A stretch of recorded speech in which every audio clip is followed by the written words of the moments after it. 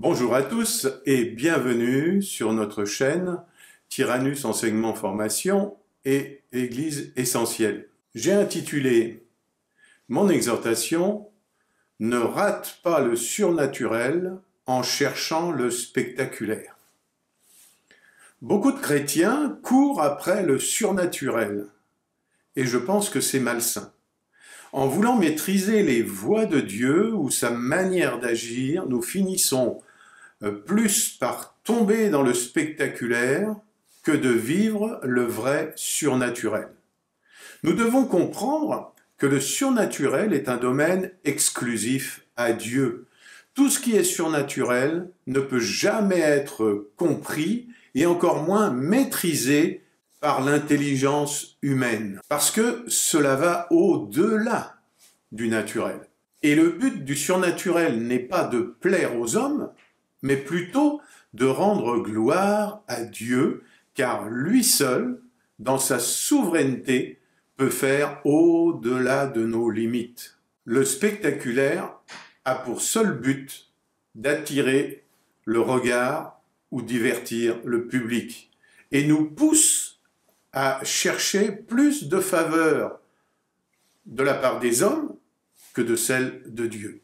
Le danger avec le spectaculaire est que ça amène au délire. Quand nous lisons le livre de Jean, au chapitre 11 et au verset 4, la Bible dit que la maladie de Lazare était pour la gloire de Dieu, afin que le Fils de Dieu soit glorifié par elle.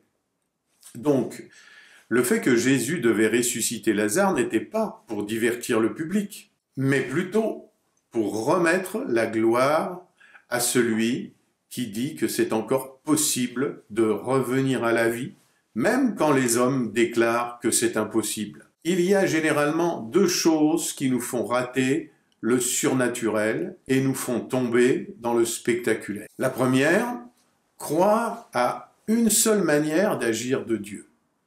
Nous servons un Dieu, j'allais dire, multisystème, qui n'a pas une seule manière d'agir face à une situation.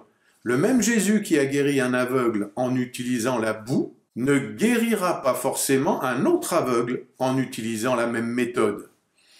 Un aveugle, il dira « Va, ta foi t'a sauvé ».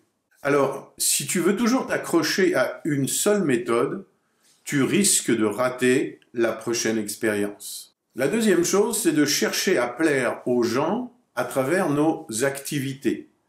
La prière, le chant, la prédication. L'apôtre Paul est en train de dire dans Galates au chapitre 1 et au verset 10, « Et maintenant, est-ce la faveur des hommes que je désire ou celle de Dieu? Est-ce que je cherche à plaire aux hommes? » Trop souvent, le problème n'est pas ce que nous faisons, mais plutôt l'intention avec laquelle nous faisons les choses. Si par exemple, dans tes activités, comme je l'ai dit tout à l'heure, la prière, le chant, la prédication, ton intention est d'épater les gens autour de toi, tu auras ta récompense devant les hommes, mais certainement pas devant Dieu. Le fait de toujours vouloir attirer le regard des gens sur l'homme, au lieu de les pousser à fixer les regards sur le Dieu de l'homme, nous plonge dans le spectaculaire. Alors, que faire pour éviter le spectaculaire et vivre le vrai surnaturel? Crois que Dieu peut tout faire et de n'importe quelle manière. Sois juste flexible et sensible. Ne cherche pas à t'habituer à une seule méthode, et encore moins aux expériences du passé. Si hier il t'a guéri en te touchant, demain il pourrait te dire « Lève-toi, prends ton lit et marche ». Cherche toujours la faveur de Dieu dans tout ce que tu fais. Fais tout pour sa gloire et pas pour celle des hommes. Laisse-toi toujours guider par le Saint-Esprit malgré ton plan ou ta préparation. La Bible dit « Ce n'est ni par la puissance, ni par la force, mais par mon esprit, dit l'Éternel des armées, dans Zacharie, au chapitre 4 et au verset 6. Parce que c'est toujours possible que Dieu perturbe nos plans. Alors, Si nous voulons toujours tenir à notre programme, il est fort probable que nous rations ce que Dieu veut faire avec nous. Amen. À bientôt.